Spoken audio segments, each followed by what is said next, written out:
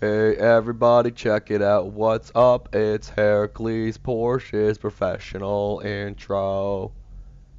Yay!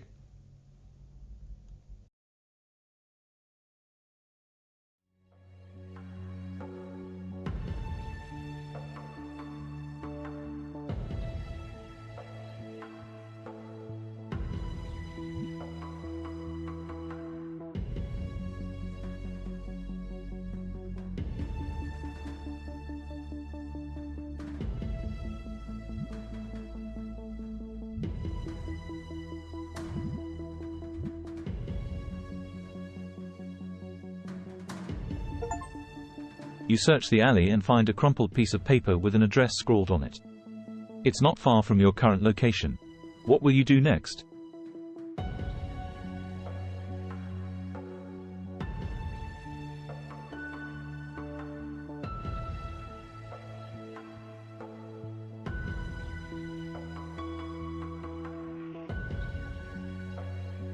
You make your way to the address on the paper, which leads you to a rundown apartment building. As you approach the entrance, a group of shady-looking individuals block your path. They demand to know what business you have there. What will you do next?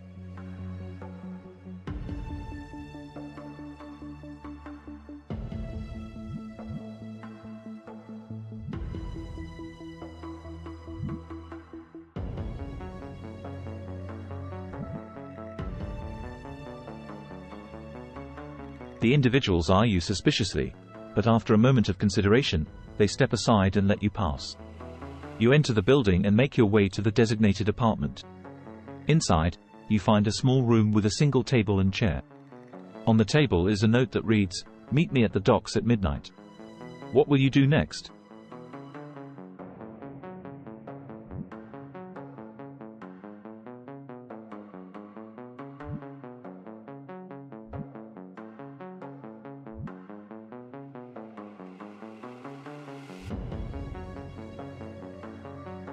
You search the apartment for any other clues or information, but find nothing else of note.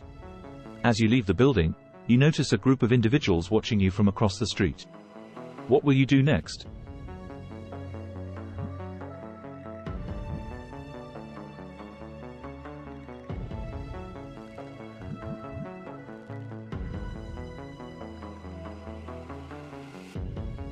You attempt to lose the individuals following you, but they seem to be skilled at tailing.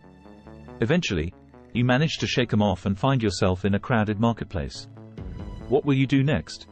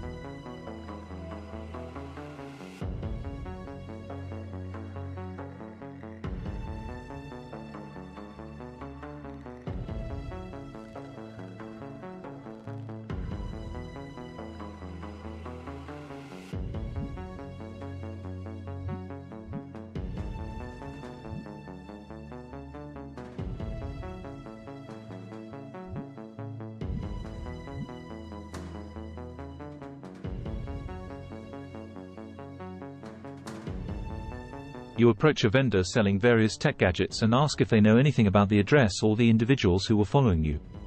The vendor tells you that the address belongs to a notorious gang leader, and that it's best to stay away from them. As for the individuals following you, they're likely hired goons working for someone else. What will you do next?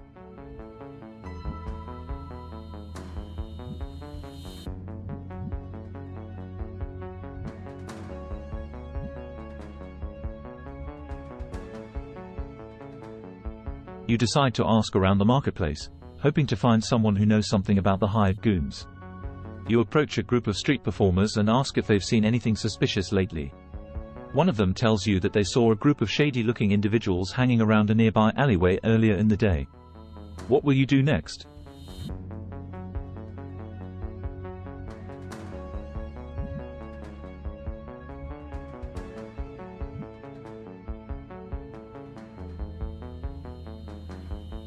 You decide to take a moment to gather your thoughts and come up with a plan. You find a quiet corner of the marketplace and sit down, trying to piece together what you know so far. As you think, you notice one of the individuals who was following you earlier walking past. They don't seem to have noticed you yet. What will you do next?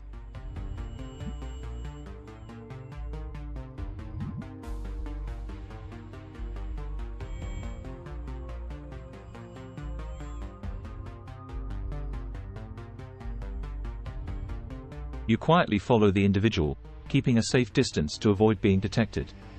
They lead you through winding alleys and back streets until they finally enter a rundown building on the outskirts of the city. You can hear muffled voices coming from inside. What will you do next?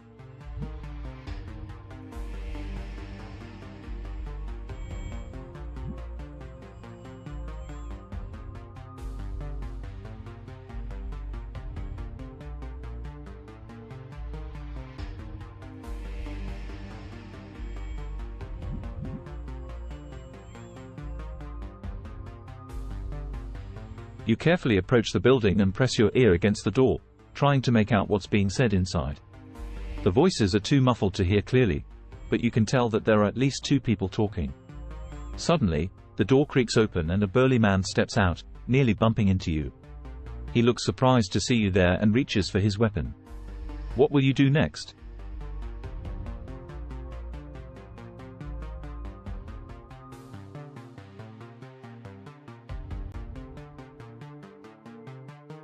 You turn and sprint down the alleyway as fast as you can, hearing the burly man's footsteps behind you. You manage to outrun him and lose him in the maze of alleys. You take a moment to catch your breath and assess your situation. What will you do next?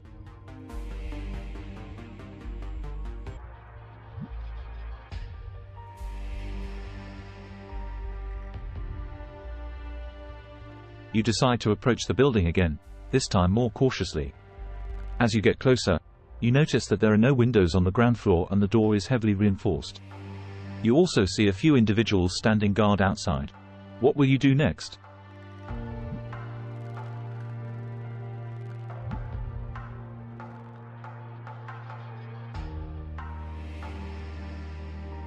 You decide to ask around the area and see if anyone knows anything about the building or its occupants. After talking to a few people, you learn that the building is owned by a notorious gang leader who uses it as a hideout for his operations. The individuals standing guard outside are likely members of his gang. What will you do next?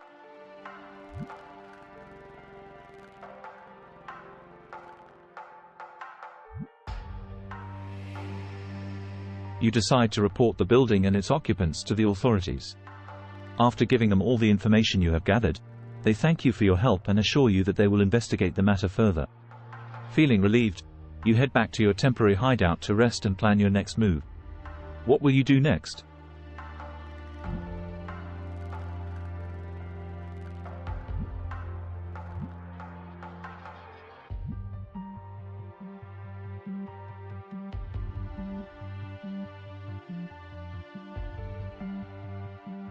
You decide to continue gathering information about the gang leader and his operations. You spend the next few days talking to people in the area, trying to gather any information you can. Eventually, you hear rumors of a meeting that is going to take place between the gang leader and some of his top lieutenants at a nearby warehouse. What will you do next?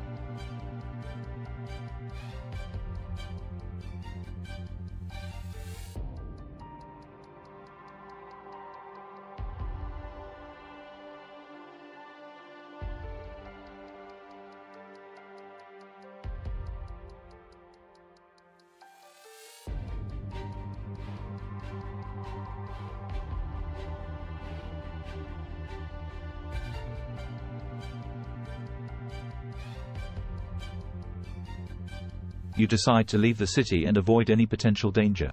You pack your belongings and head out of town, making sure to stay off the main roads and avoid drawing attention to yourself.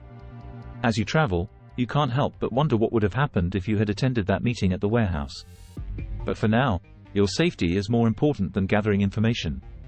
You eventually reach a small town on the outskirts of the city and decide to rest there for a while. What will you do next?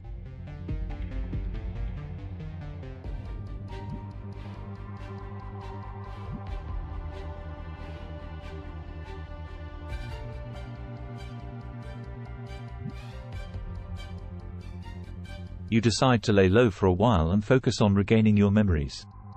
The peaceful town seems like the perfect place to do so. You find a small inn and rent a room for a few days. During this time, you try to piece together any memories or clues about your past that you can remember. However, it's all still a blur and nothing seems to make sense. What will you do next?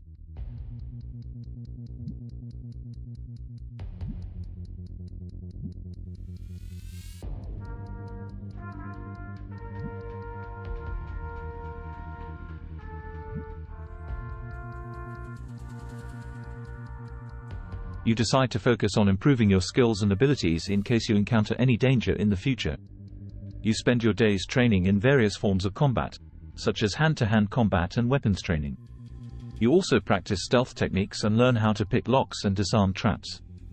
As you train, you begin to feel more confident in your abilities and prepared for any potential threats. What will you do next?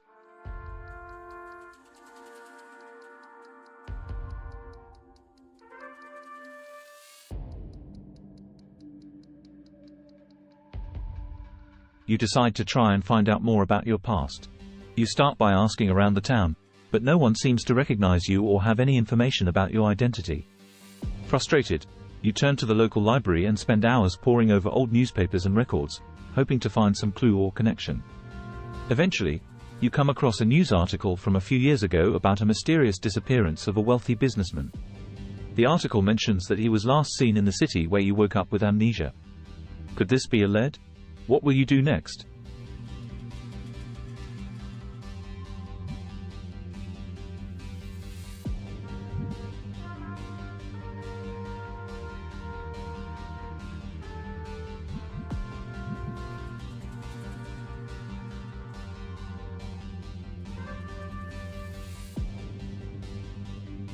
You decide to investigate the businessman's disappearance further. You start by asking around the town if anyone knows anything about him or his disappearance. However, no one seems to have any information. Frustrated, you decide to head back to the city where you woke up with amnesia and see if you can find any leads there. As you make your way towards the city, you notice that it's much busier than the small town you were in before. What will you do next?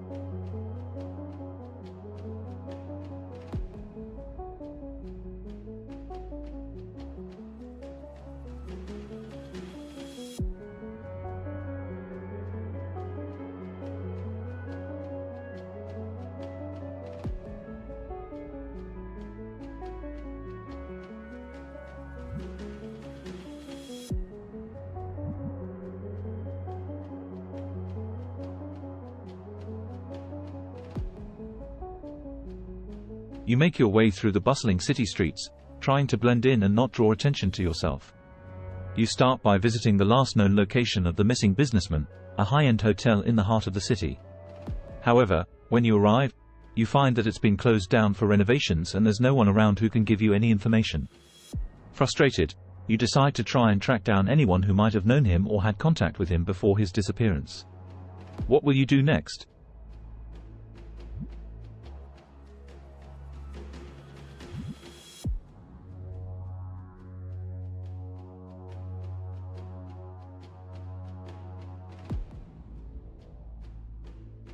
You spend the next few days discreetly asking around and trying to track down anyone who might have known the missing businessman. Eventually, you come across a former business partner of his who still lives in the city. You manage to arrange a meeting with him at a quiet cafe. He tells you that he hasn't seen or heard from the businessman since his disappearance, but he does know that he was involved in some shady deals with a local crime syndicate before he vanished. The partner warns you to be careful if you plan on investigating further, as the syndicate is known for being ruthless and dangerous. What will you do next?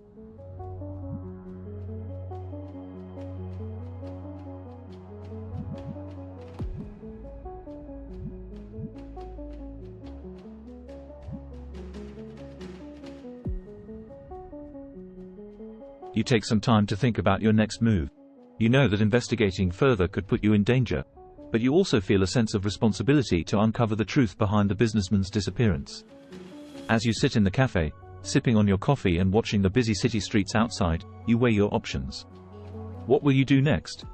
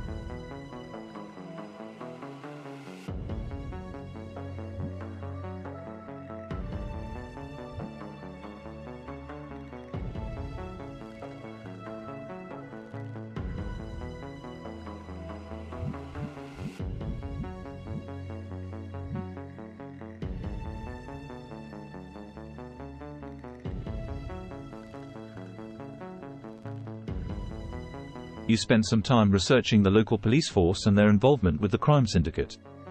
You find that there have been rumors of corruption within the department, with some officers suspected of taking bribes from the syndicate in exchange for turning a blind eye to their activities.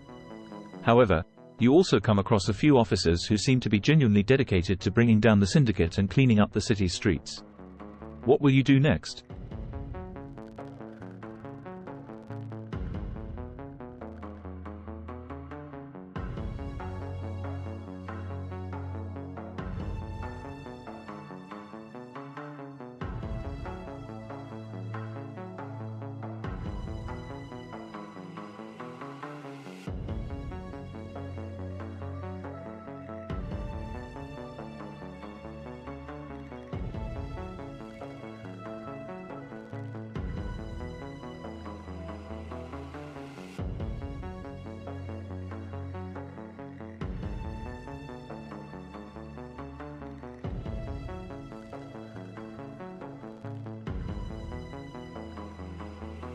You manage to track down the contact information for the officers you found during your research. You send them an anonymous message detailing what you know about the crime syndicate and their involvement in the disappearance of the wealthy businessman. They respond quickly, expressing gratitude for your help and asking for more information. What will you do next?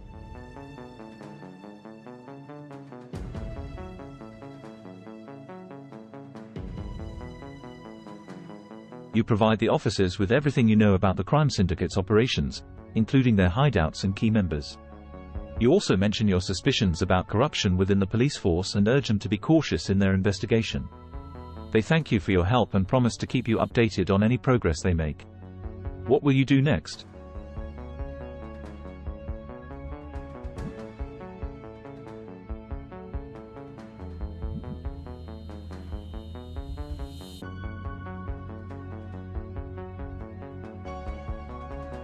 The officers assure you that they will do everything in their power to protect you, but they cannot guarantee your safety if the syndicate finds out about your involvement.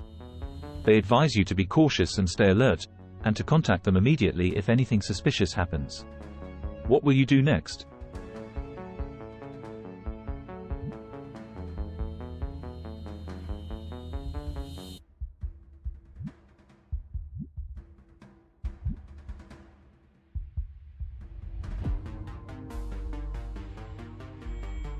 You nod and thank the officers before ending the call. As you hang up, you notice a group of shady-looking individuals eyeing you from across the street. You quickly make your way towards your hotel, keeping an eye on them as they follow you at a distance. Once inside your room, you lock the door and draw the curtains shut. What will you do next?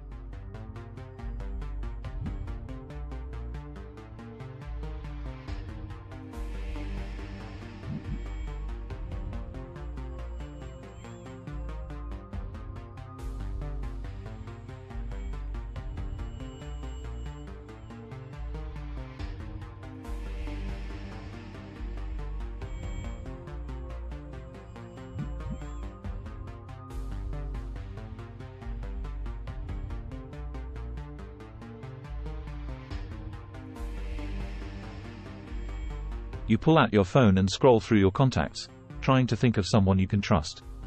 As you do, you hear a knock at the door. You freeze, wondering if it's the shady individuals from earlier. What will you do next?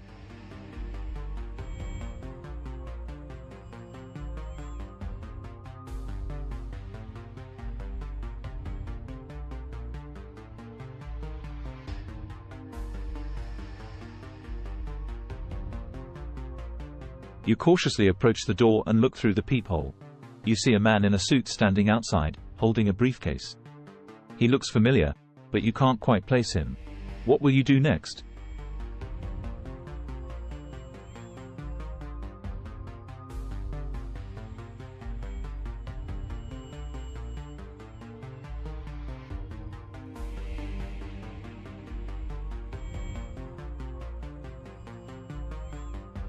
You quickly scan the room for possible escape routes. The only way out is through the door or the window, but you're on the 5th floor. What will you do next?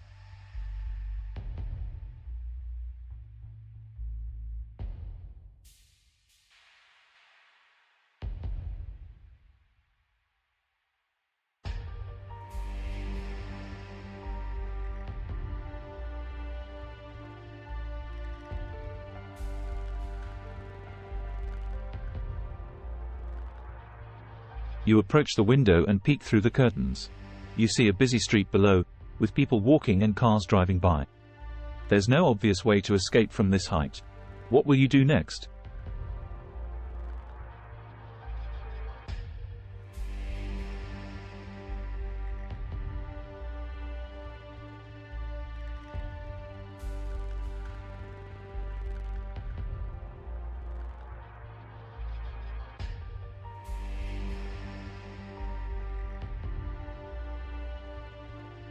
You quickly search the room for any weapons.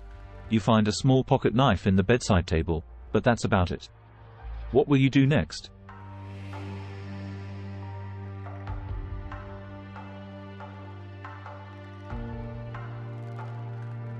You pick up the pocket knife and hold it tightly in your hand.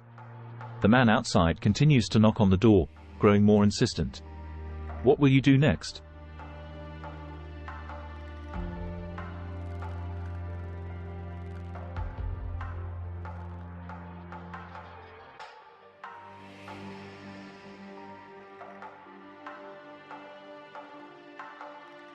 You approach the door and speak through it, asking who the man is and what he wants. The man responds, "It's me, John. I have information that could help you. What will you do next?"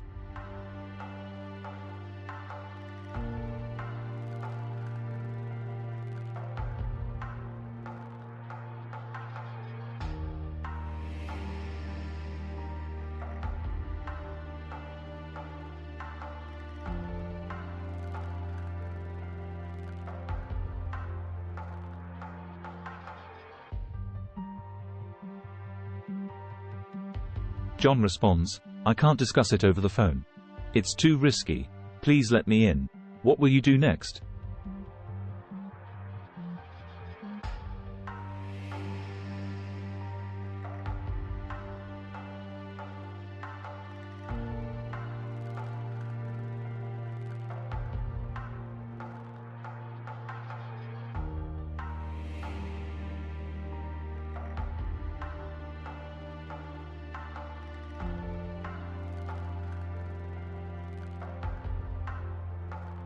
John sighs and slowly raises his hands, showing that he's not holding any weapons. "I'm not armed, I promise. Can we please talk inside?" he asks again. "What will you do next?"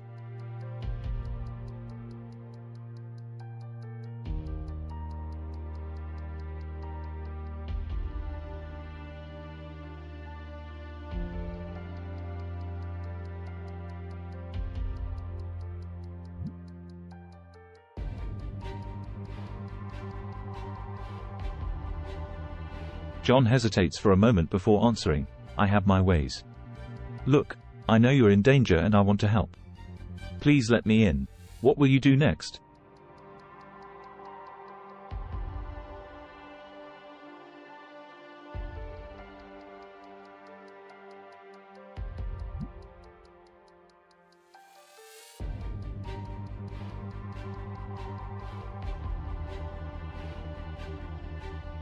John takes a deep breath and says, "The syndicate knows about your involvement with the police.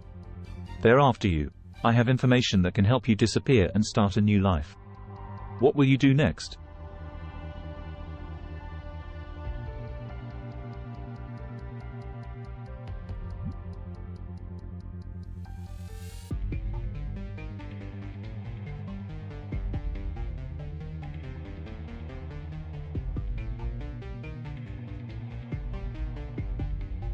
John looks around nervously before pulling out a small keychain with a symbol on it. "This is the symbol of a group that opposes the syndicate. I'm part of them and I can help you," he says, holding it up for you to see. What will you do next?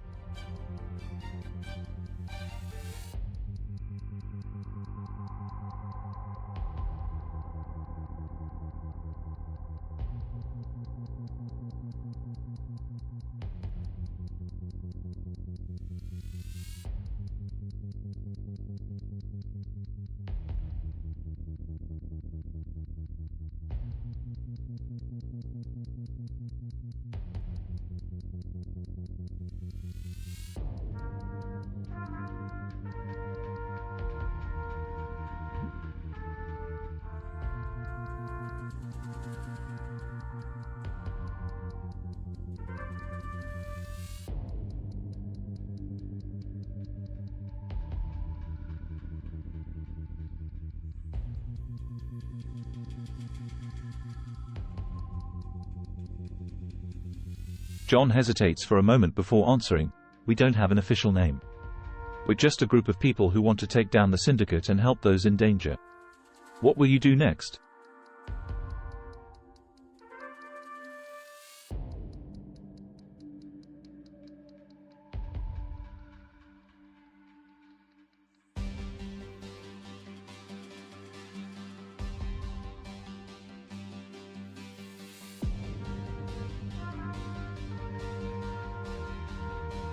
John nods understandingly and backs away slowly, still holding the briefcase. I understand your hesitation, he says. But if you change your mind, just give me a call. He hands you a business card with a phone number on it before turning and walking down the hallway. What will you do next?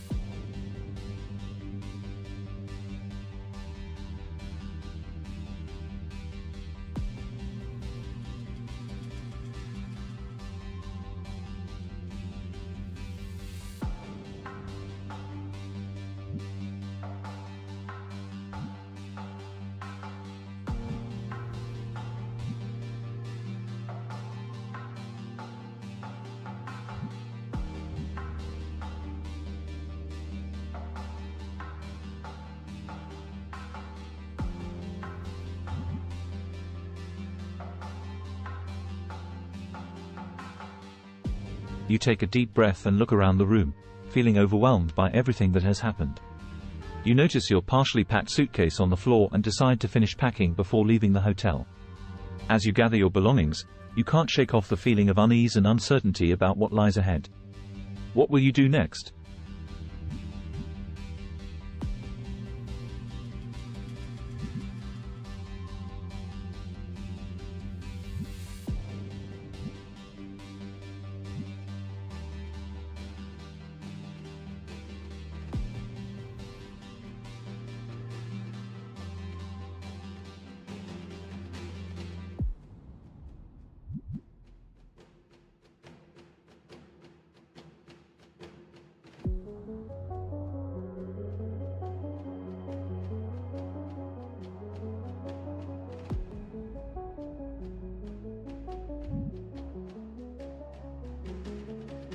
You finish packing and leave the hotel, hailing a taxi to take you to a nearby motel.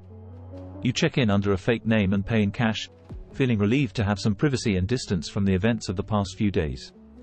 As you settle into your room, you start brainstorming your options for starting a new life.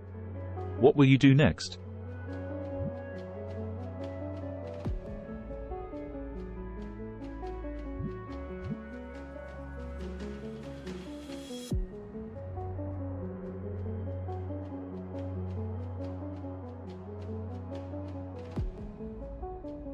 You sit down at the small table and start going through your belongings, hoping to find any clues about your past.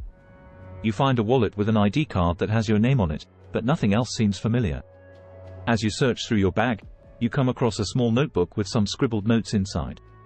The handwriting is unfamiliar, but it seems like someone was trying to help you remember things. What will you do next?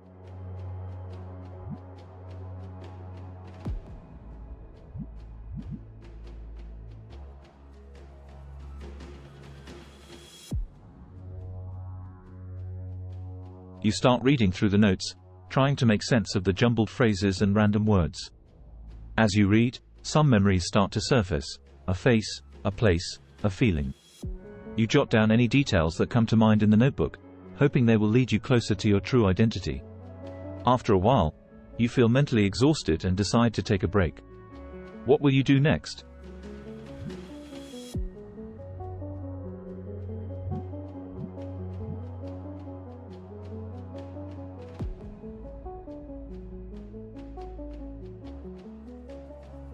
You pull out your phone and start searching for any clues about your identity. You try different combinations of keywords, but nothing seems to come up. Frustrated, you put down your phone and glance at the notebook again. Suddenly, a phrase catches your eye: the red door. It triggers a memory of a place with that name, but you can't quite remember where it is or what it means. What will you do next?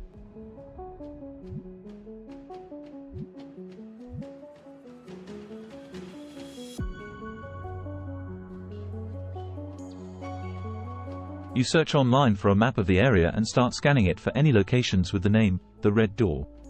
After a few minutes, you find a match, a bar located on the outskirts of town. The memory of that place starts to come back to you. It was where you used to hang out with some friends. You decide to head there and see if anyone recognizes you or can provide any more information about your past. What will you do next?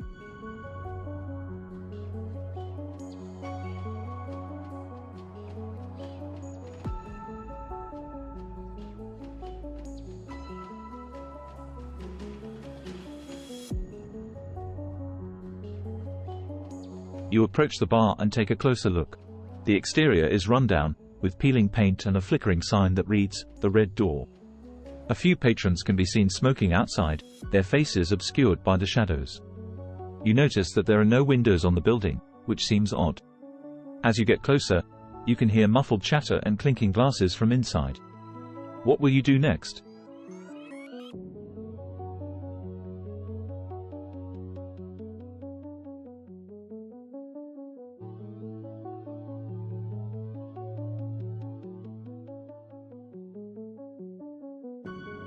You push open the heavy wooden door and step inside. The interior is dimly lit, with a few flickering bulbs casting an eerie glow over the room. The air is thick with smoke and the smell of alcohol.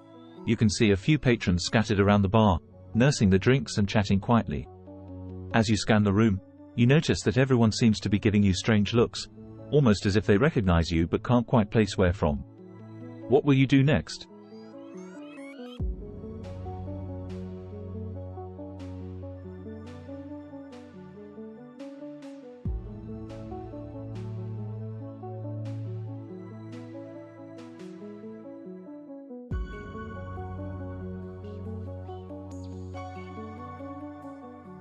You approach the bar and take a seat on one of the stools. The bartender, a grizzled old man with a thick beard, looks up at you expectantly. "What can I get for ya?" he asks in a rough voice. "What do you know about this place?" you ask, trying to sound casual. The bartender eyes you suspiciously before answering. "This here's the Red Door," he says slowly. "Been around for years. Used to be a popular spot for locals and out-of-towners alike." "Anything else I should know?" you press. The bartender shrugs. "Not much to tell, really. Just keep your nose clean and don't cause any trouble." He goes back to polishing glasses, clearly not interested in continuing the conversation. What will you do next?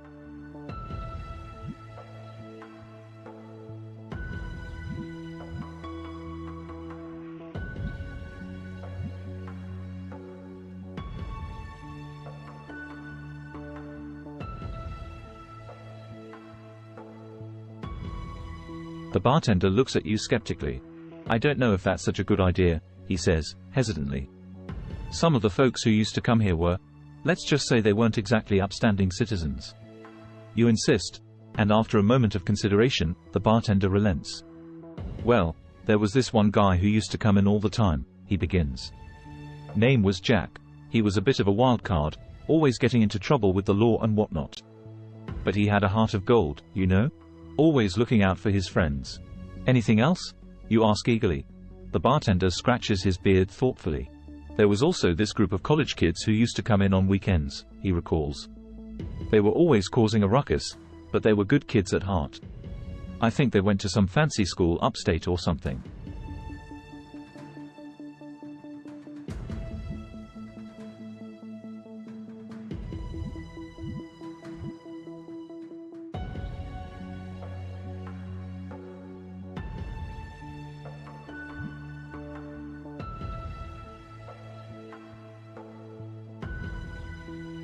The bartender shrugs.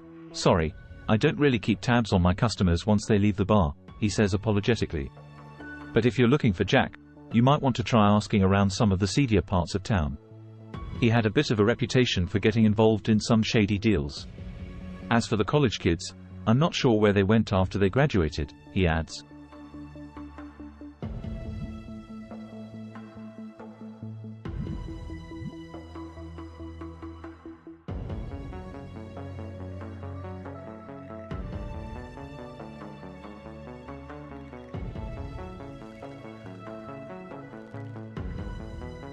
You leave the bar and head towards the seedier parts of town, asking anyone you come across if they know anything about Jack or the college kids. After a few dead ends, you finally hear a rumor that Jack has been seen hanging out at a rundown motel on the outskirts of town. What will you do next?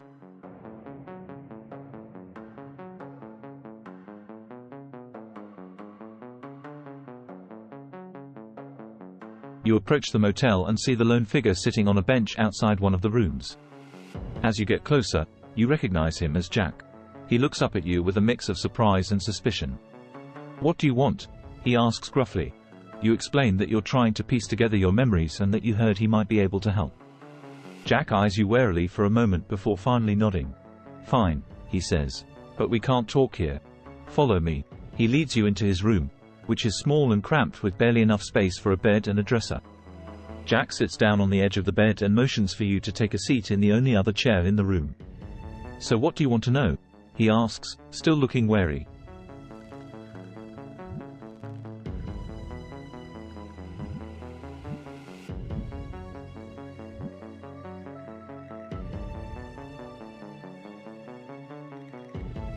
Jack's expression darkens at the mention of the businessman. "Yeah, I knew him," he says. "He was involved in some shady deals with the local crime syndicate. I tried to warn him to back off, but he wouldn't listen. Next thing I know, he's gone missing." He leans forward, his voice dropping to a whisper. "Listen, you need to be careful," he says. "The syndicate doesn't take kindly to people poking their noses where they don't belong. They'll come after you if they think you're a threat."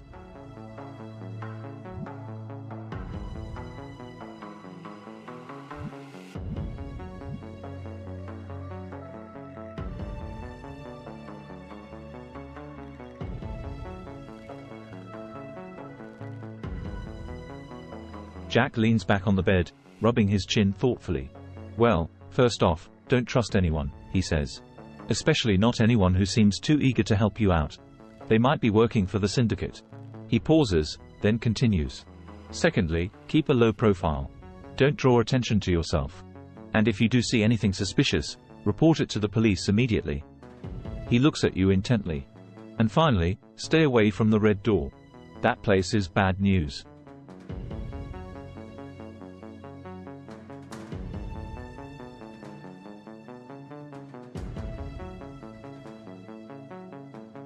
Jack's eyes widen in alarm. "You what?" he exclaims. "That place is dangerous. What did you find?" He leans forward, his expression intense. "Listen, if you found anything out about the syndicate or the businessman's disappearance, you need to tell me. It could be important."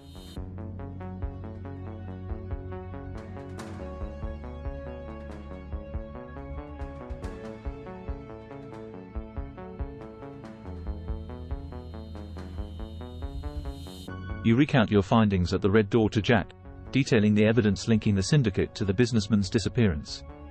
He listens intently, nodding occasionally and taking a swig from his bottle of whiskey. "Damn," he mutters when you finish. "That's some heavy stuff. You're in deep now, kid." He takes another swig and stubs out his cigarette. "I'll see what I can do to help you out, but you need to be careful. These guys don't mess around." He leans back in his chair and stares off into space for a moment before turning back to you. "So, what's your next move?"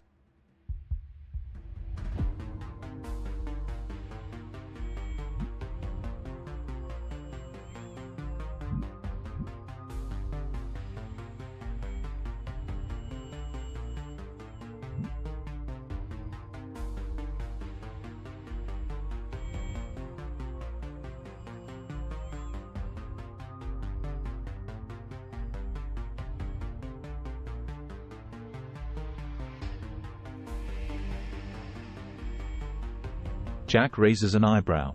"What do you mean? You remember enough to get yourself into this mess. You explain that you still have gaps in your memory and that you believe they may hold important clues to the situation at hand." Jack scratches his chin thoughtfully. "Well, I don't know how much help I can be with that. But there is someone who might be able to assist you." He leans in closer and lowers his voice. "There's a guy named Max who runs a private investigation business.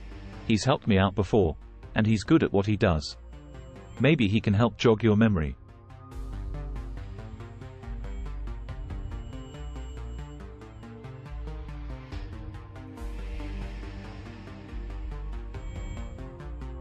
Jack nods and gives you Max's contact information. Give him a call and set up a meeting. He'll know what to do. You thank Jack for his help and head back to your motel room to make the call. After a brief conversation, Max agrees to meet with you at his office the next day. You spend the rest of the evening trying to piece together more memories, but nothing significant comes to mind. The next day, you arrive at Max's office, which is located in a rundown building on the outskirts of town. The door creaks as you push it open, revealing a cluttered space filled with stacks of papers and files. Max greets you warmly and invites you to take a seat in front of his desk. He listens intently as you explain your situation and your desire to regain your memories. I see, he says thoughtfully. Well, I can certainly try my best.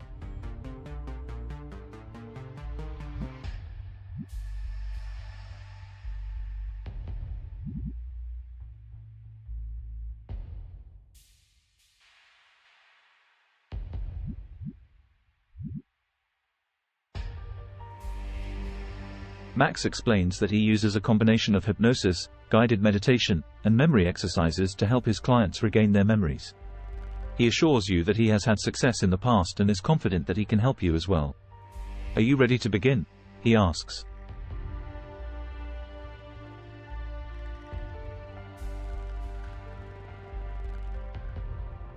Max begins the session by guiding you through a series of relaxation exercises, helping you to clear your mind and focus on your breathing.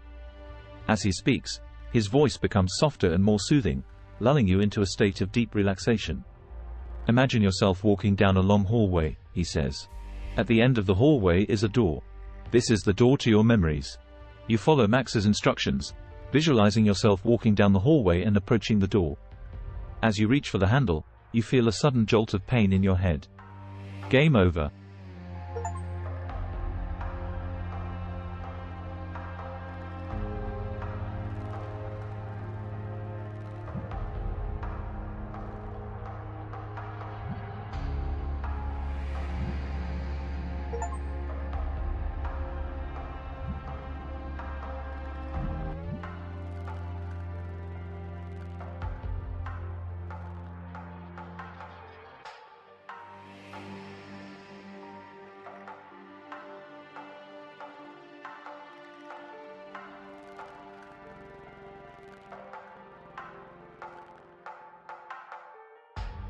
Max explains that there is always a risk when it comes to memory retrieval, as some memories may be traumatic or repressed for a reason. However, he assures you that he will take every precaution necessary to ensure your safety and well-being throughout the process. Are you still willing to proceed? He asks.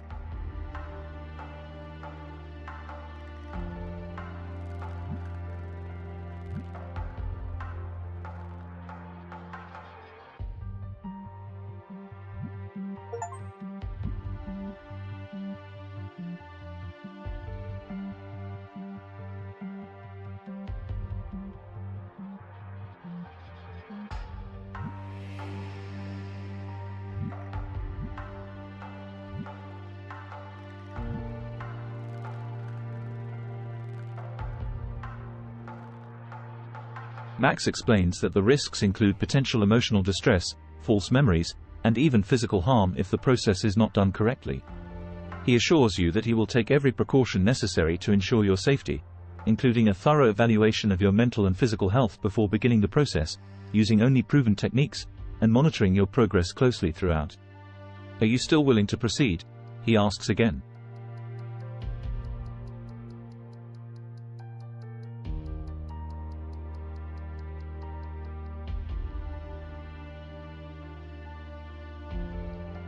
Max nods understandingly.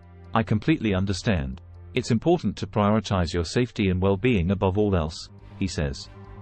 He then offers to help you in any other way he can, whether it be through therapy or counseling, or simply providing resources for memory retrieval techniques that you can try on your own. What would you like to do next? He asks.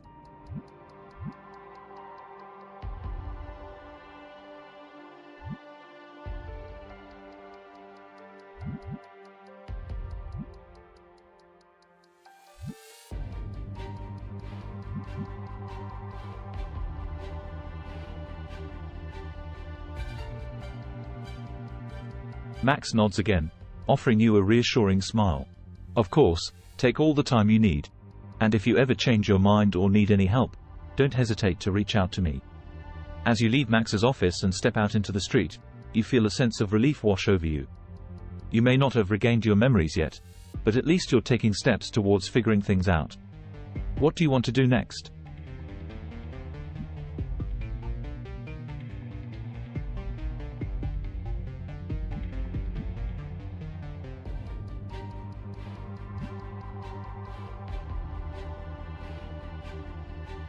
You make your way back to the motel, taking in the sights and sounds of the bustling city street.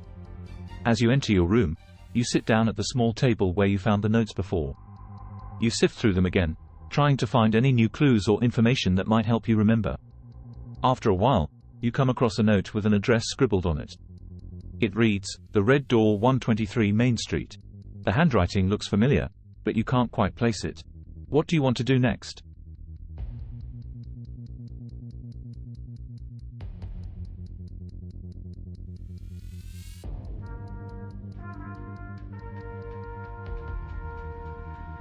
You continue to sift through the notes, but nothing else seems to jump out at you. You start to feel frustrated and overwhelmed by all the information you've gathered so far. Suddenly, there's a knock at the door. You freeze for a moment, unsure of who it could be. What do you want to do?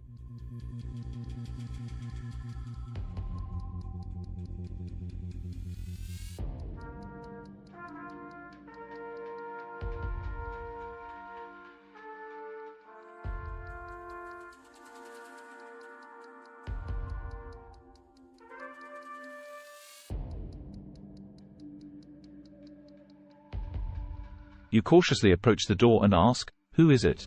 A muffled voice responds, "It's Max. I need to talk to you. What do you want to do?"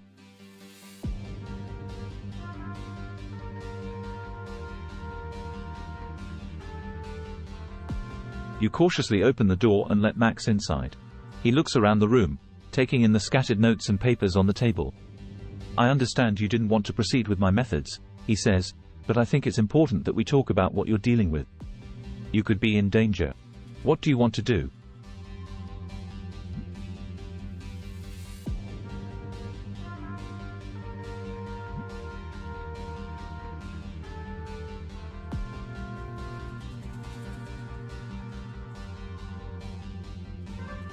Max nods, understandingly.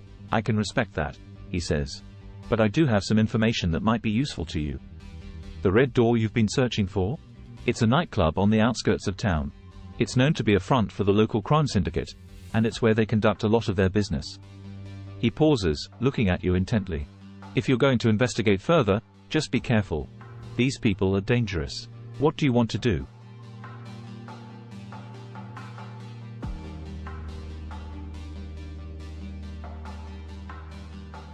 Max's eyebrows raise in surprise.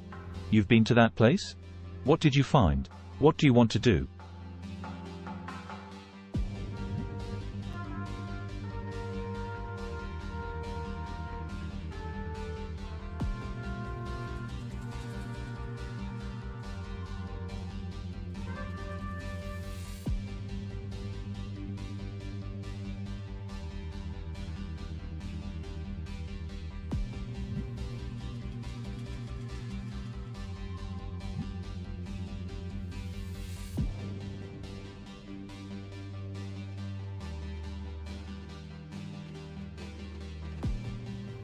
Max nods thoughtfully.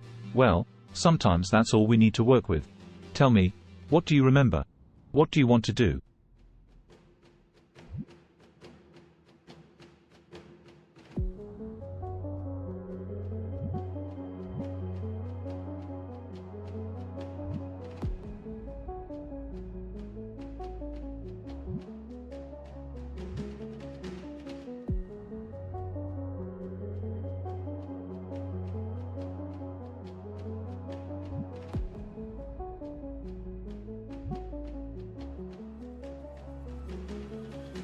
Max nods again.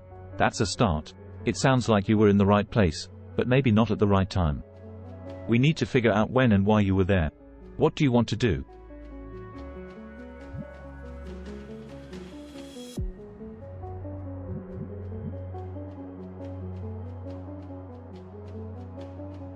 Max leans back in his chair, tapping his chin thoughtfully. Well, we could try to gather more information about the crime syndicate and their operations. Maybe there's someone who knows something about your involvement with them. What do you want to do?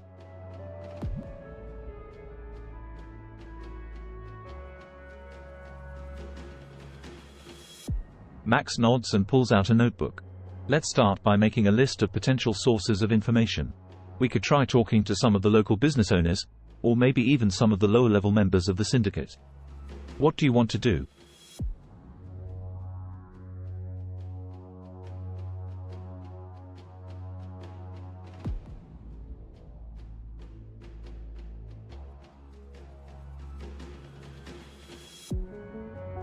Max nods in agreement.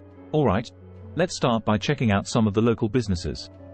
Maybe they've had run-ins with the syndicate or have heard something through the grapevine. You head out to a nearby shopping district and begin asking around at various stores and restaurants.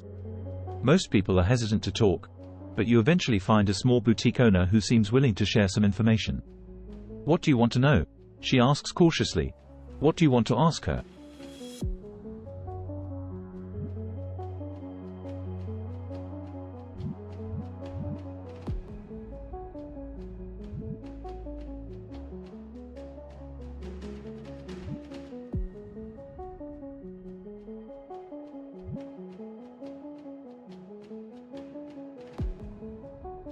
The boutique owner looks around nervously before leaning in closer. I've heard rumors that they have connections to some of the other businesses in the area, but I don't know any specifics. They mostly keep to themselves and don't cause trouble unless someone crosses them. What do you want to do next?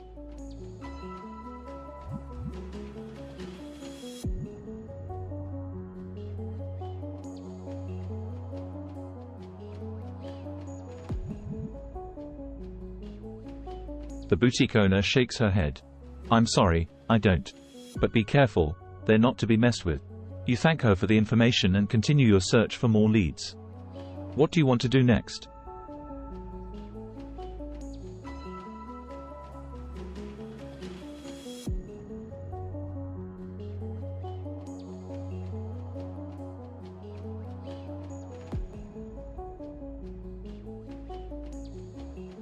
You fill Max in on your conversation with the boutique owner and mention that you didn't find any concrete leads. You also mention that the police warned you about potential danger from the syndicate. Max nods thoughtfully. It's definitely a tricky situation. We need to be careful not to draw too much attention to ourselves, but we also need to gather more information if we want to figure out what's going on. What do you want to do next?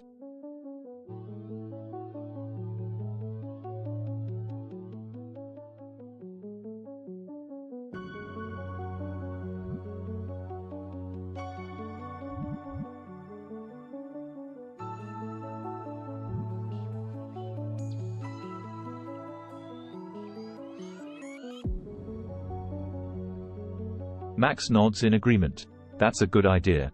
We can start by looking up any public records or news articles about him and his company. You spend the next few hours at a nearby library, poring over old newspapers and online databases. You find several articles about the businessman's successful business ventures and philanthropic efforts, but nothing that suggests any illegal activity. As you're packing up to leave, Max receives a phone call. He listens intently for a moment before hanging up. That was one of my contacts, he says gravely. They heard some chatter about someone looking for you. It sounds like the syndicate might be onto us. What do you want to do next?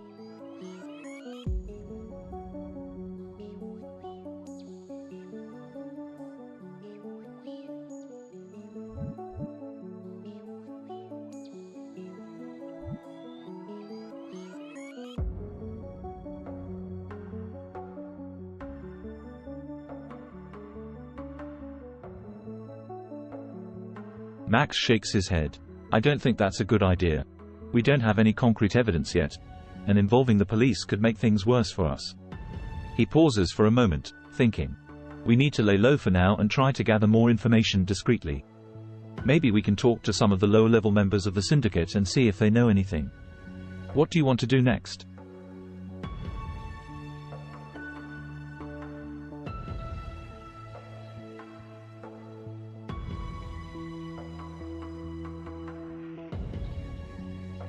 Max nods and leads you to a nearby library. You both sit at a table, surrounded by rows of bookshelves stretching towards the ceiling. The only sources of light are the dim lamps on the tables, casting a warm glow on the pages of books and newspapers. You spend hours poring over old articles and records, trying to find any information that could lead you to the syndicate's lower-level members. As you're about to give up hope, Max taps your shoulder and points to an article from several years ago.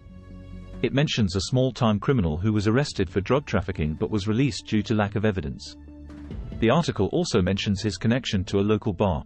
What do you want to do next?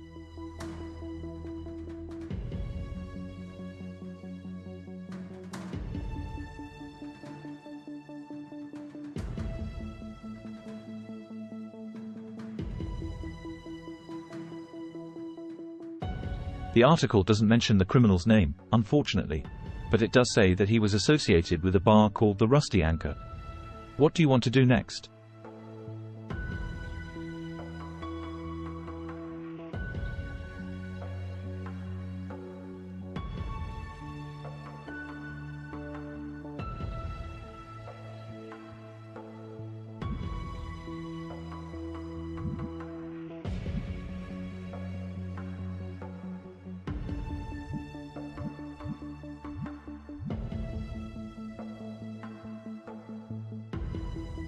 Alright, you head to the Rusty Anchor.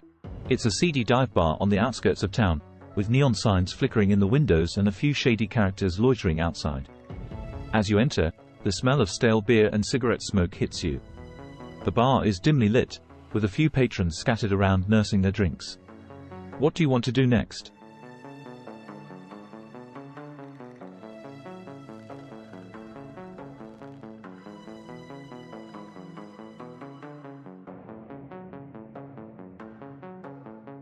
What would you like to ask?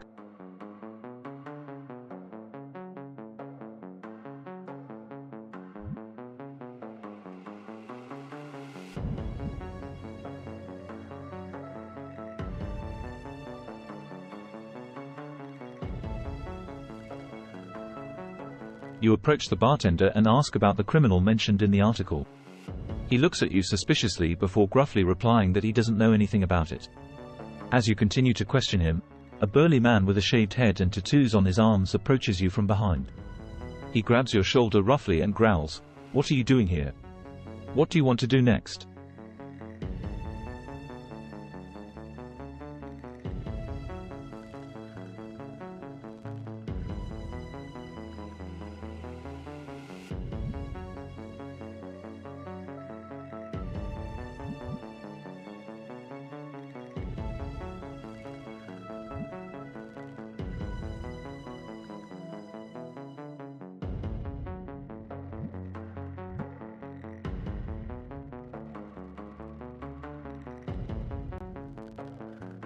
The burly man tightens his grip on your shoulder and leans in close to your ear. "You better watch yourself, kid. You don't want to mess with things you don't understand." He releases you and walks away, disappearing into the crowd of patrons. What do you want to do next?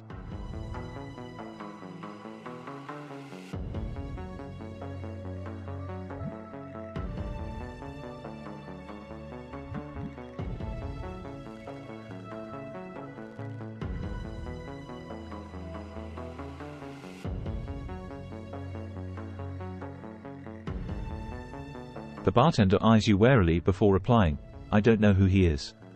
But I suggest you leave now before things get ugly." As you turn to leave, you notice a piece of paper on the ground near the door. It appears to be a note with your fake name written on it. What do you want to do next?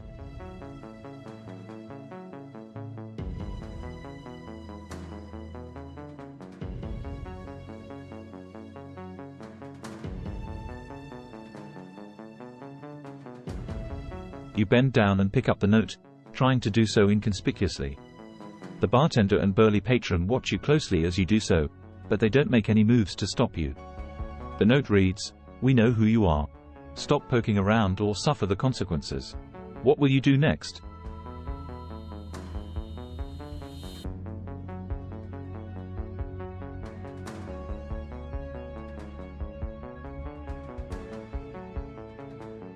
You quickly leave the bar and head back to Max's motel room. When you arrive, he greets you with a concerned look on his face. What happened? He asks. You show him the note and explain what happened at the Rusty Anchor. Max listens intently before speaking. We need to be careful, he says. It's clear that they're onto us now. We should lay low for a while and come up with a new plan. What do you want to do next?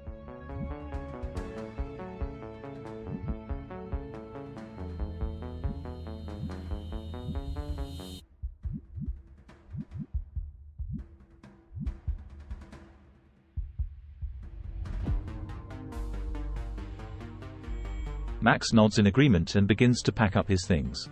We'll need to find a new place to stay, somewhere off the grid, he says. I have a few contacts who might be able to help us out. You help Max gather his belongings and head out of the motel room.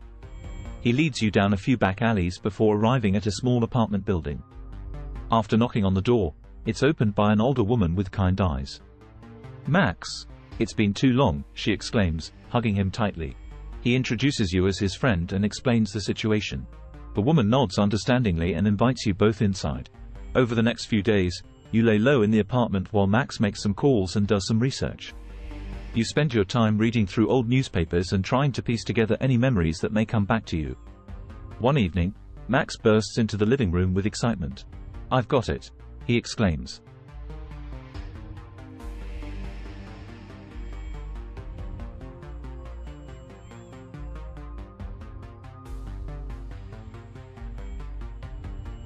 Max pulls out a piece of paper and begins to explain his plan. I've been able to track down a low-level member of the syndicate who might be willing to talk. He's been having some trouble with his boss and is looking for a way out. I think we can use this to our advantage. He hands you the paper with the address of the member's hideout. What do you think? Are you up for it? He asks, excitement still evident in his voice.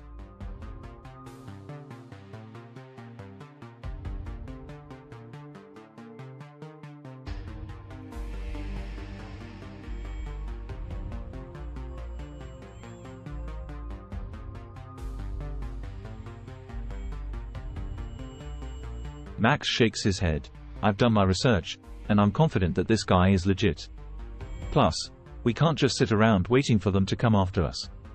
We need to take the initiative and gather as much information as possible. He looks at you expectantly. So, are you in? What will you do next?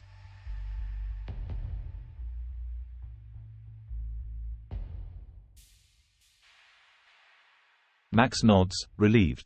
Great. Let's head out now before it gets too late. You both leave the bar and make your way to the hideout. It's a rundown apartment building on the outskirts of town, with broken windows and graffiti covering the walls.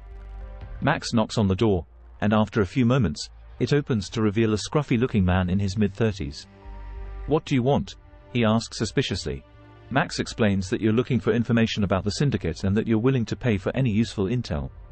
The man eyes you both warily but eventually invites you inside. The apartment is small and cluttered, with empty beer bottles scattered around.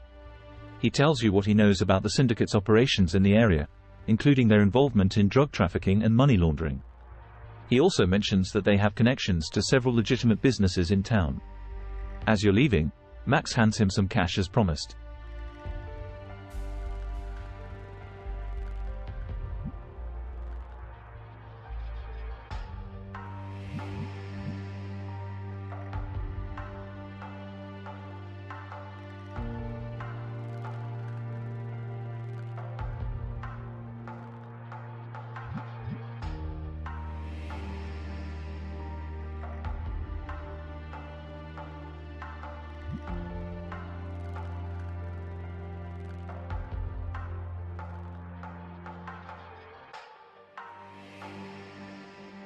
The man nods, looking slightly more at ease. Yeah, I can keep my ear to the ground and let you know if I hear anything else. Max thanks him again and you both leave the apartment building.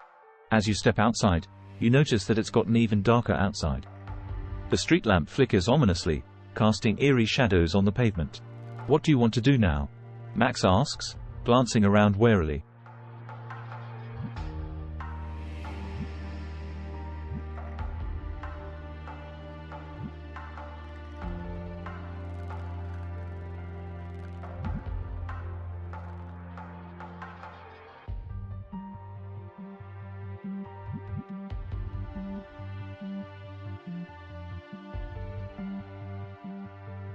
You both start walking back to the motel, keeping an eye out for any suspicious activity.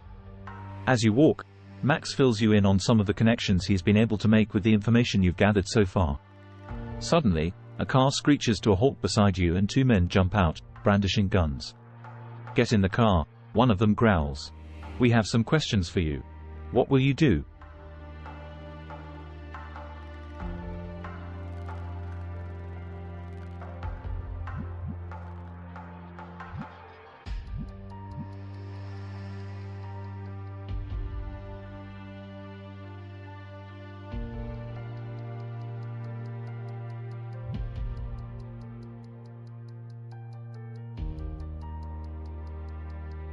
The men shove you into the car and speed off, their guns trained on you.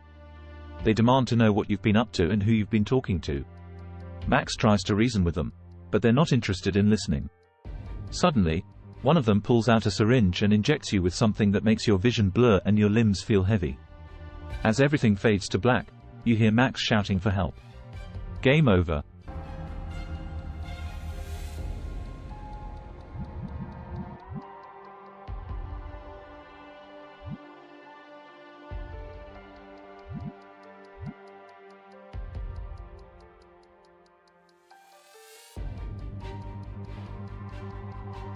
The men exchange a glance, then the one with the gun steps forward. We're not here to hurt you, he says, his voice low and menacing.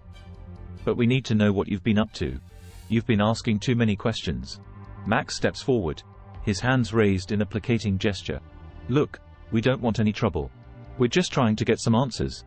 The man with the gun snorts derisively. Answers? You think you can just waltz in here and start poking around? You don't know who you're dealing with. What will you do?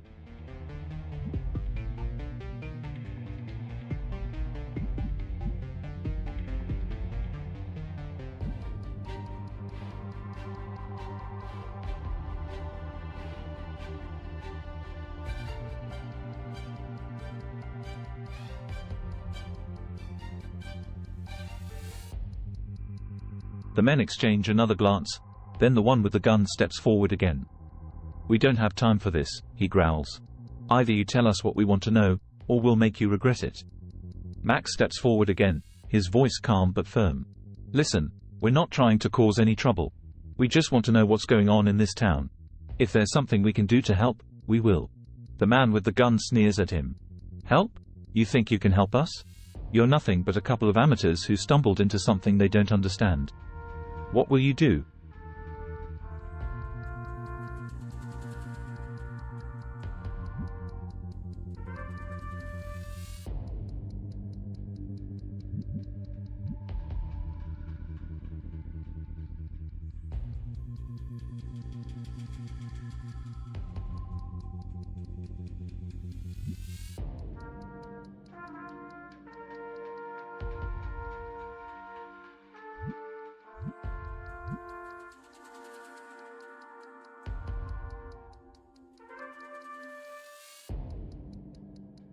The men exchange another glance, then the one with the gun steps forward again.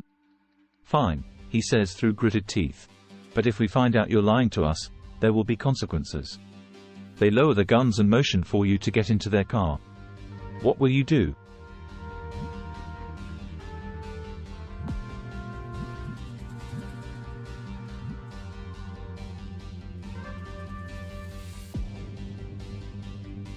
The men exchange another glance, then the one with the gun steps forward again. Suit yourself, he says with a shrug. But we're not going to stand out here all night. They continue to question you about your activities and what you know about their organization. You manage to give them some vague answers without revealing too much information. Eventually, they seem satisfied and drive off into the night. What will you do next?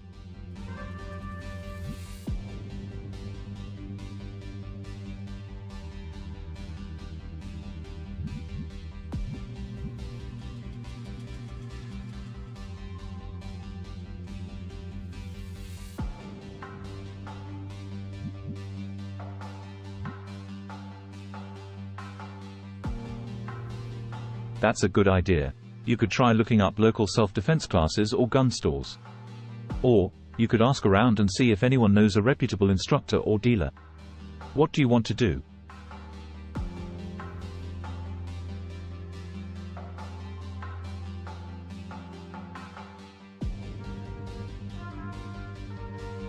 Alright, where do you want to go to get a weapon? Do you have any specific type of weapon in mind?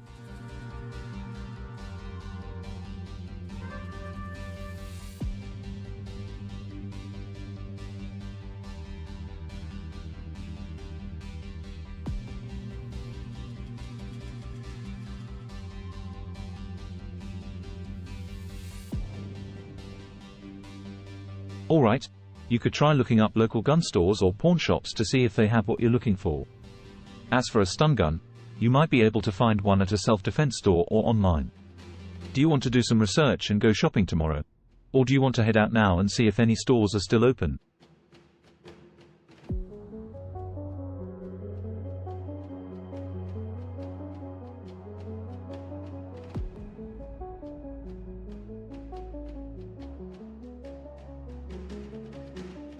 Alright, you decide to wait until tomorrow to go shopping. You head back to your motel room and try to get some rest.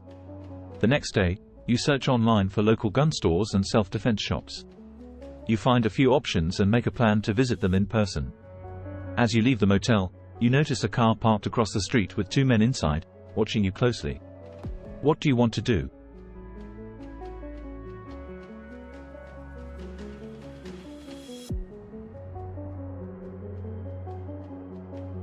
You could try to lose them by taking a different route or blending in with the crowd. You could also try to confront them and ask why they're following you. What do you want to do?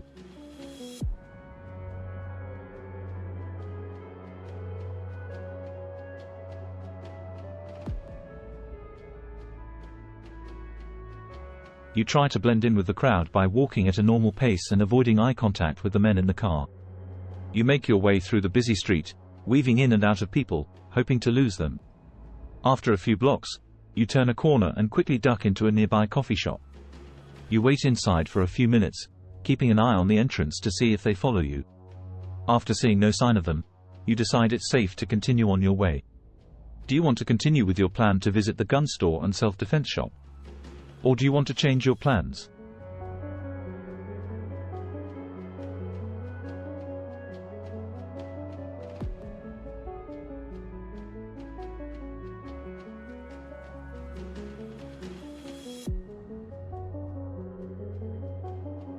You continue on your way, keeping a watchful eye out for any signs of danger.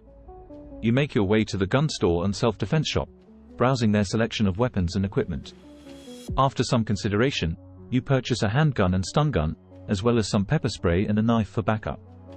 Feeling more prepared for any potential threats, you head back to your motel room. As you approach the entrance, you notice two men standing outside, looking in your direction.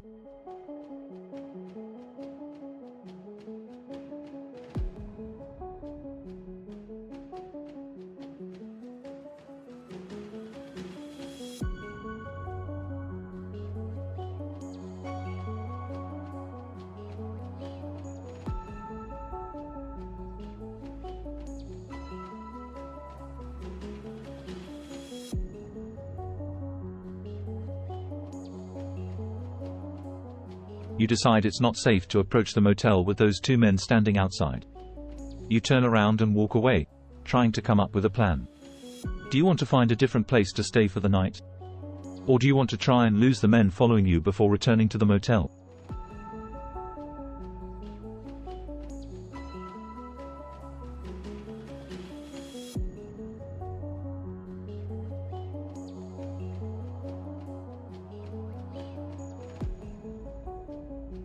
You decide to find a different place to stay for the night. You walk down the street, keeping an eye out for any signs of danger or suspicious activity. After a few blocks, you come across another motel that looks safe and secure. Do you want to check in and rest for the night? Or do you want to keep moving and try to lose any potential followers before settling down?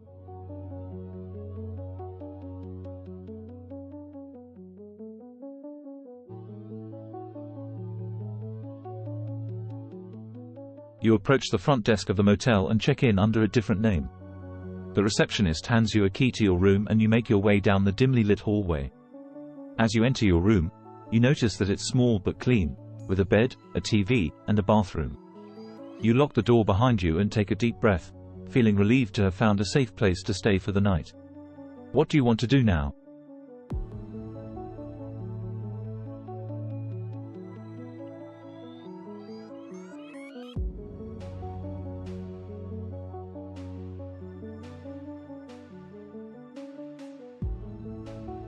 You pull out your phone and dial Max's number.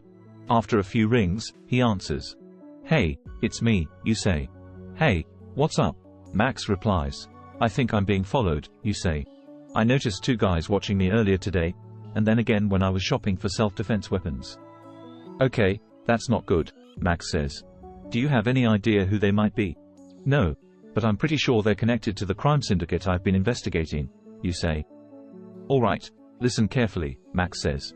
"I know someone who can help you disappear for a while until we figure out what's going on. Meet me at the diner on 5th Street in an hour." "What about my investigation?" you ask. "Don't worry about that right now," Max says. "Your safety is more important. We'll regroup and come up with a plan later."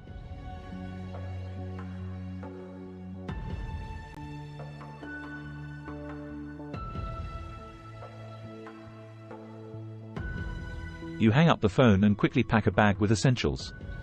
As you leave your motel room, you can't shake off the feeling of being watched.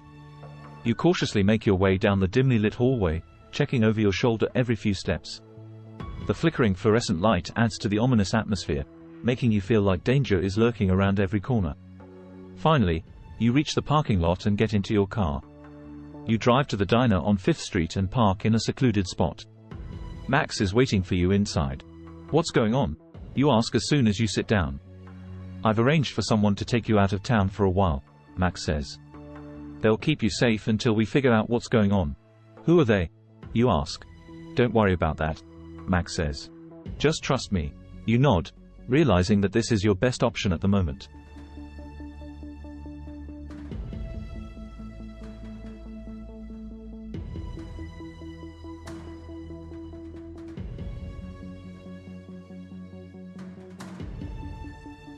Max hands you a small envelope.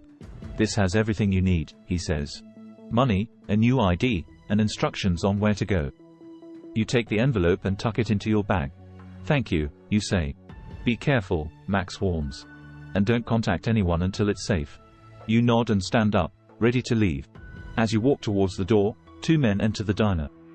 They scan the room before their eyes land on you. You freeze, recognizing them as the same men who were following you earlier. "What do we have here?" one of them sneers. You turn around and run out of the diner as fast as you can. The men chase after you, but luckily your car is parked nearby. You jump in and speed away before they can catch up.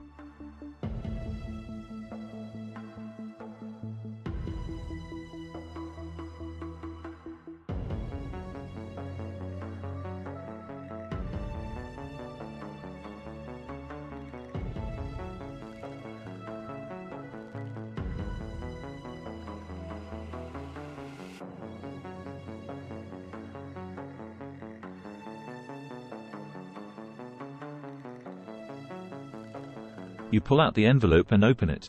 Inside, you find a wad of cash, a new ID with your photo but a different name, and a note with instructions on where to go. The note reads, "Head to the town of Millfield. Check into the Millfield Inn under the name Sarah Johnson. Wait for further instructions."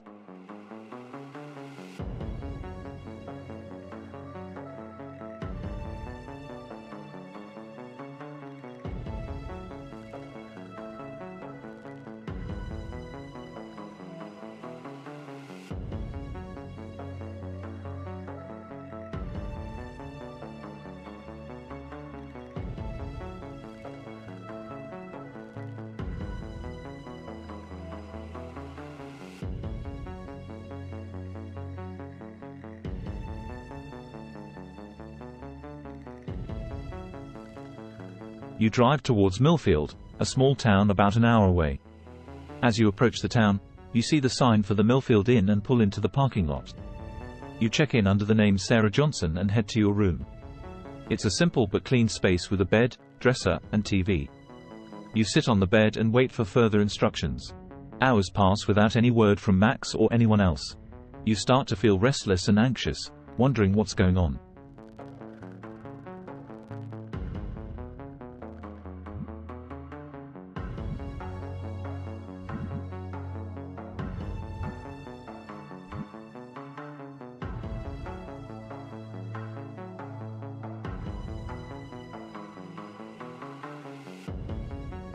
You decide to stay put and wait for Max or someone else to contact you. You spend the next few days in your room, only leaving to grab food from the nearby diner. As time passes, you start to feel more and more isolated. You wonder if anyone is even looking for you or if you're just stuck here indefinitely.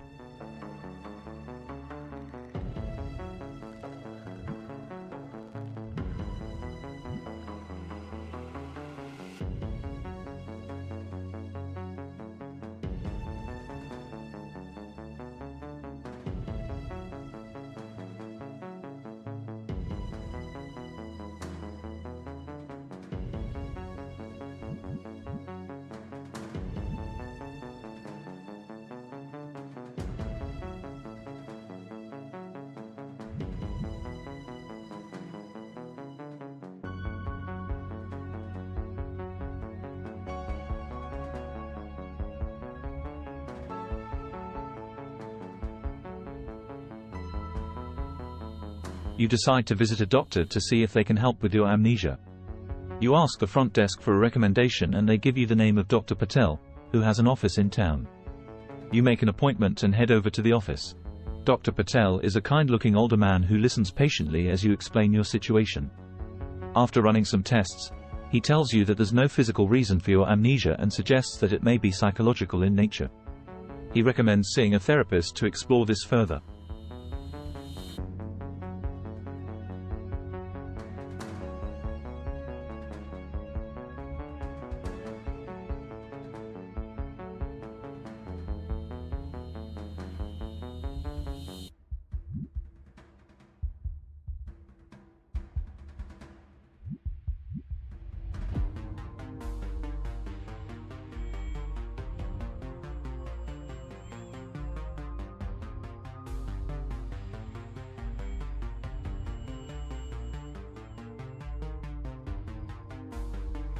You decide to contact Max for further instructions. You pull out your phone and dial his number. "Hey, Sarah," Max answers. "What's up?" "I visited a doctor today," you say. "He suggested that my amnesia may be psychological in nature and recommended seeing a therapist." "Interesting," Max says thoughtfully. "I'll look into it and see if I can find someone reputable in the area. In the meantime, stay low and keep an eye out for any suspicious activity." "Got it," you reply. As you hang up the phone, you notice a group of men in suits walking down the street towards the Millfield Inn. They seem to be looking around, as if searching for something or someone. What will you do next?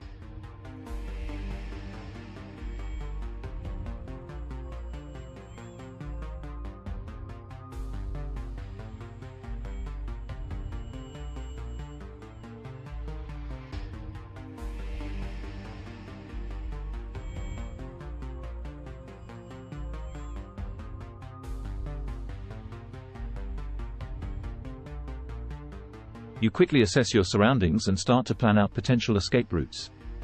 You notice that there is a back door to your room that leads to a small alleyway behind the motel. There are also a few windows on the first floor that could potentially be used as an exit. As you continue to observe the men in suits, you see them stop in front of the Millfield Inn and start talking amongst themselves. They seem to be debating something, but you can't quite make out what they're saying from this distance. What will you do next?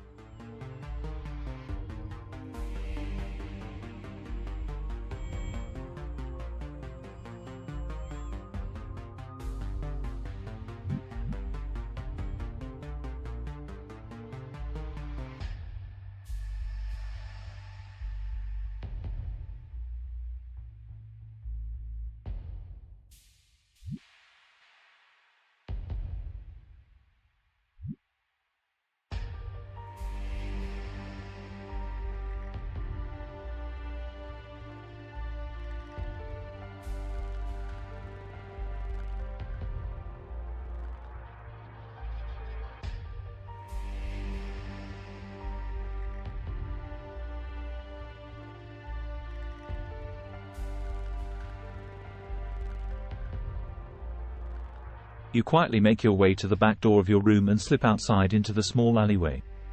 You press yourself against the wall and listen in on the conversation between the men in suits. From what you can gather, they seem to be discussing their next move in regards to finding you. One of them mentions that they have a lead on your whereabouts and that they need to act quickly before you slip away again. What will you do next?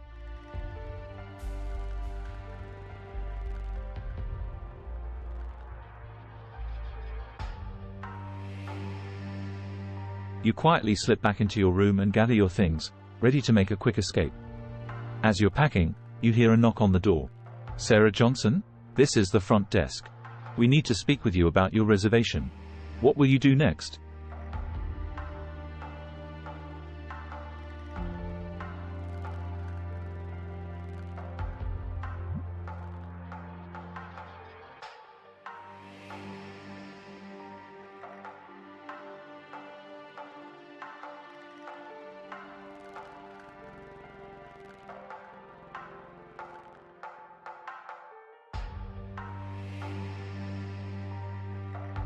You quickly move to the window and open it, peering out to make sure no one is watching. You climb out onto the fire escape and begin to descend, carefully making your way down to the ground. As you reach the bottom, you hear a commotion from inside your room. Hey, she's gone. You break into a run, not looking back as you make your way through the parking lot and onto the street. What will you do next?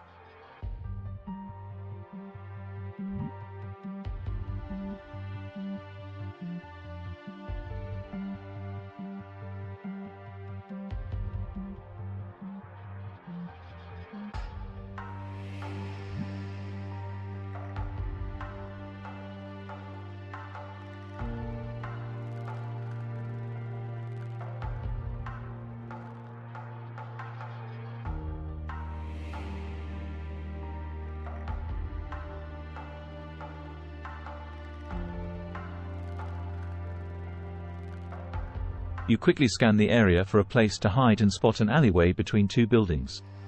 You dart into it, pressing yourself against the wall as you catch your breath. The sound of footsteps grows louder, and you hold your breath as two men run past the entrance to the alleyway. After a few moments, you cautiously peek out and see that they're gone. What will you do next?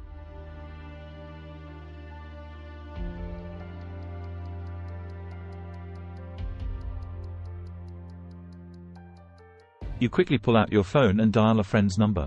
After a few rings, they answer. Hey, are you okay? What's going on? You explain the situation to them, and they tell you to stay put for now. They'll send someone to pick you up and take you to a safe location until it's safe for you to return. A few minutes later, a car pulls up beside the alleyway, and the driver motions for you to get in. You climb into the backseat and settle in as they drive away from the area. After a while, the driver turns to you. Your friend said we're taking you somewhere safe. Do you have any preferences? What will you do next?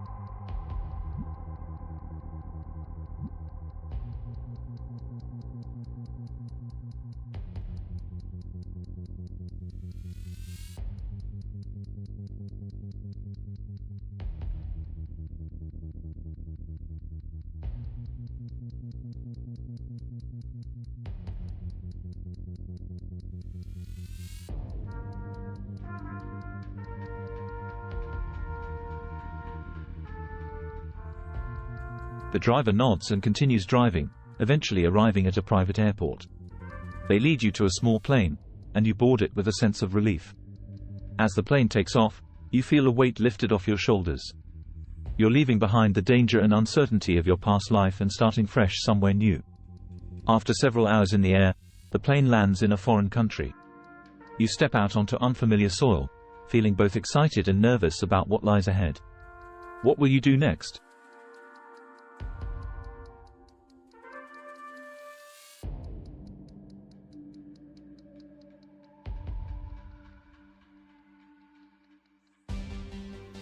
You look around for a mirror and spot one in a nearby store window.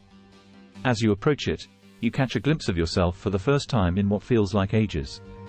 You see a young woman with short brown hair and hazel eyes staring back at you. You're wearing casual clothes that blend in with the crowd, but there's something different about your demeanor.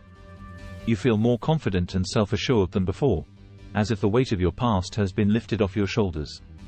What will you do next?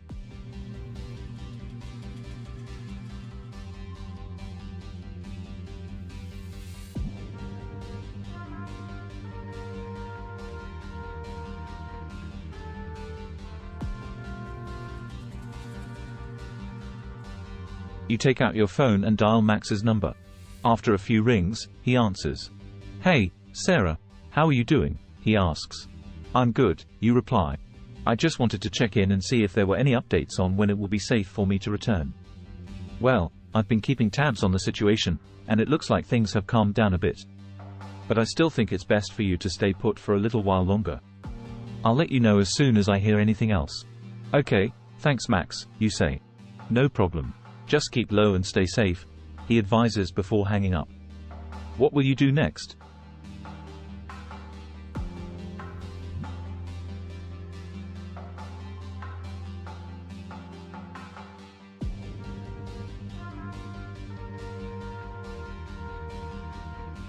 You take a deep breath and smile, feeling grateful for the chance to start anew. You walk down the street, taking in the sights and sounds of the bustling city around you. You feel a sense of freedom and possibility that you haven't felt in a long time. As you continue on your journey, you make new friends, explore new places, and discover new passions. You build a life for yourself that is full of joy and purpose. Years pass by, but you never forget where you came from or what you went through to get here. You use your experiences to help others who are struggling with similar challenges, becoming an advocate for those who need it most. In the end, you realize that living happily ever after isn't about having everything perfect all the time. It's about finding meaning in every moment and using your struggles as fuel to create something beautiful. And that's exactly what you do. Congratulations! You have completed this interactive story. Thank you for playing.